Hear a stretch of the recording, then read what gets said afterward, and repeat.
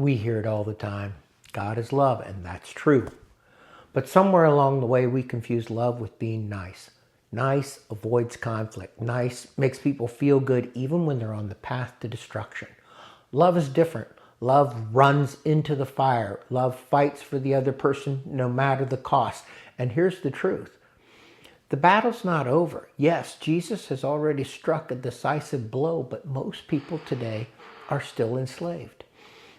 Chained by sin, captured by addiction, and as hopeless as prisoners in Auschwitz or victims of slavery right now.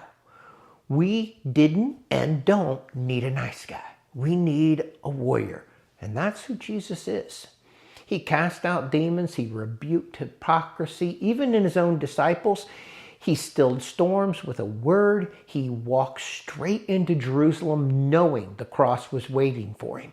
He raised the dead and he wept before he did it. He didn't wield a sword of steel, but he wielded the sword of the Word of God. On the cross, he looked like a victim, but he was launching the greatest invasion of history. Paul says he disarmed rulers and authorities and triumphed over them by the cross. It was storming of the beaches. He went headlong into death itself, not to be conquered, but to conquer sin and death from the inside. And the war isn't finished. Souls around you right now are still chained. Families are still broken. Men are still asleep. Jesus didn't rescue you to sit in safety in a pew. He rescued you to join him in the fight.